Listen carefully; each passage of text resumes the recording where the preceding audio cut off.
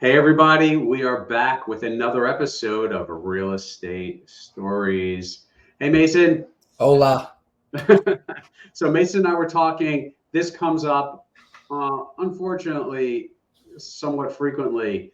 Here's the question: what happens when you're purchasing a home with a VA loan and the appraisal comes back for less than the contract price?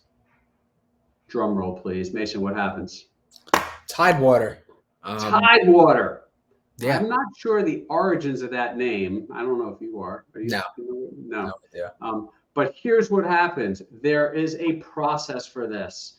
So let's say, guys, that your contract price is $300,000 and the appraisal is going to come back for something less than 300. This is what happens. It's called Tidewater. So this regulation says that the appraiser has to notify the mortgage company. The mortgage company has to notify the parties of the transaction. Now, here's where it gets even more interesting. Do they tell us what number they're coming in at? No, they usually don't. They just tell you, hey, it's not going to appraise. Yeah, not they usually don't. They never do. Yeah. They're not allowed to tell us. So we don't know if this is coming in our example, at 299,000 or 250,000.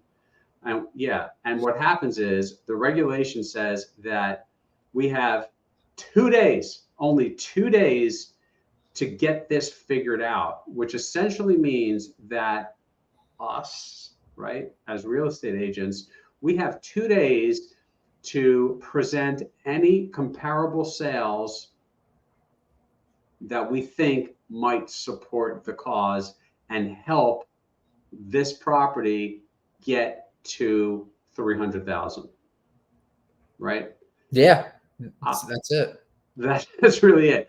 I could tell you that it's rare in my experience, this is just me, it's rare to win one of these appeals. In general, I believe that most appraisers are trying to make it happen for our veterans. I really believe that. Could they make a mistake? Yeah, I think they can, but I think that most appraisers are going to try real hard on getting it done. So it's rare that they come back. I actually just had one. We had one, it was off by $9,000, like give or take a $300,000 property. And it was tidewatered, or we tidewatered it. And, the question is then who's the one that's going to help figure this out? And I don't know, I don't think there's a rule about that, but they look to us as the real estate agents in the transaction, right? Because I don't think the buyer could help much. I don't think the seller can help much. I certainly don't think a mortgage company can help much in this situation, but as real estate agents, we have access to all the information that could help. So I had one recently and it was off by about $9,000. I did some due diligence. I reached out to the listing agent and I said, I looked into this. Honestly, I don't see any comps based on the guidelines, right? We've talked about guidelines for appraisals before, right? Yeah. Same neighborhood, certain period of time, like kind home, meaning similar size, similar beds, baths, all that kind of stuff. So based on the parameters, I didn't see anything that was going to help us. However, listing agent felt a little differently, and she pushed hard. She put a beautiful email together. She put a whole bunch of information in there, which ultimately didn't help. It was the same comps that I saw, but I felt that those comps for different reasons weren't going to help the cause.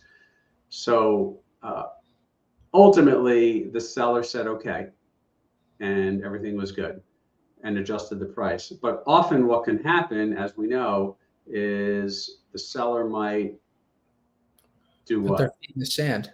Stick their feet in the sand, right? And just they'll dig their heels in.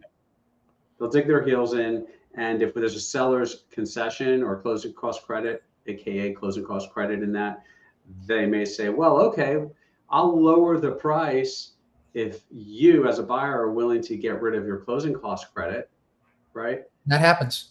Because from a seller standpoint, they're always concerned with the net. So let's use an easy number. Let's say it's a $300,000 house, right? And it appraises for $290,000, and there's a $5,000 credit in there, and we lose the Tidewater. The seller may say, in a perfect world, the seller says okay to the $290,000 and we keep moving forward. But in many cases, a seller would first say, well, all right, I'll do it for the $290,000, but I won't give you that $5,000 credit towards your closing costs. So if you follow that math, and I know it's real quick for you guys that are watching this video, essentially the seller conceded another $5,000 because they're actually going to get $290,000 there, but if they were giving the credit, they'd actually be getting $285,000 in that example. So it essentially somewhat in some situations becomes a renegotiation. And in reality, most of the time when there is a closing cost credit built into a transaction, the veteran needs it. Otherwise, we wouldn't have asked for it. So you never know, though. We're all dealing with humans. People figure stuff out. They get gifts. They borrow money from their own 401ks and all kinds of fun stuff like that. And it gets worked out. But the most important takeaway from this video is Tidewater, right? Now, if Tidewater fails, you can take it to another level directly with the VA and ask for a reconsideration of value. But we'll save that for another video, won't we? That's a good answer. Does FHA and conventional even have that opportunity? That's a great question. So I know we have challenged appraisals when they have come in below contract price, but it's not called Tidewater. I don't know if any of you guys watching this know if there's a formal term for what that process is. Let us know in the comments below. I don't know what the term would be, but I do know that I've been in situations where we say, oh, okay, same example, maybe it's a VA, FHA or conventional, and we go, maybe we can send some comps to the appraiser, but I don't know what the regulations are around how that would work. And I don't know if there's like a 2-day timeline, like on FHA, I don't know if FHA has a 2-day timeline the way VA does. That's a great question. So any of you mortgage professionals or appraisers that are watching this, how does it work for conventional or FHA? Is it as formal of a process as it is for VA? But again, I know in general, it's not common for an appraiser to change their appraised value, because I know that they try to put it together, and in actuality, if they take comps and then change their value, you appraisers out there that are watching this, I guess you're kind of realizing that you may have made a mistake. I'm okay making mistakes. Not everyone's okay making mistakes, and admitting it. So none of us are perfect. So that's Tidewater. Just real quick too, appraisals are pretty subjective too. In certain situations, appraiser A might have a different value based on than appraiser B. On the same property. There's definitely truth to that, right? So we talked about those guidelines, right? About how you have to kind of frame it: neighborhood, timeline, amenities, kind home. That's all important stuff. So there's subjectivity in which comps an appraiser will pluck. It gets even more complicated than that, because VA appraisals and FHA appraisals, they're like milk. Yeah, what it's does the that same mean? thing. They're very similar. They have a shelf life. That's what I mean, right? Yeah. So there's a shelf life for milk, right? So if the big thing is, let's just use an example of this VA, because that's what we're focused on right now. If the seller and the buyer in our example cannot work it out, it appraises at $290,000 and the seller says, go pound sand. I'm not selling it for $290,000. And the buyer is like, I can't do anything. That's just the way it is. And the buyer walks.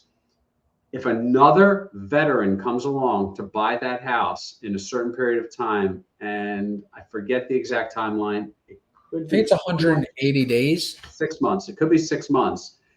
So if 5 months from now, another veteran comes along to buy that house, they actually use the same appraised value. Now, there's other exceptions there too, potentially, where it can get adjusted if the market is changing. It's another level of conversation. However, a few weeks from now, if another veteran comes along, chances are that it's going to be the same appraisal and nothing's going to change, which basically means that if that home goes back on the market, they can't sell it to a veteran using a VA loan. No, maybe a conventional borrower. The conventional borrower might have a slightly different appraisal. The FHA might have a slightly different appraisal, but you never know. The guidelines are pretty similar on all this stuff. There's with conventional being a little more flexible. Yeah. So just a couple of thoughts there on that too. That's a great question and a great point. Cool. All right, I think that's it. Sounds good. Thanks for watching, guys. Please take a moment to subscribe to our channel and like this video. Some notes down there. If you need any help, we are here to help you. All our comments, all of our information is in the description box below. Make it a great day. Thanks, guys.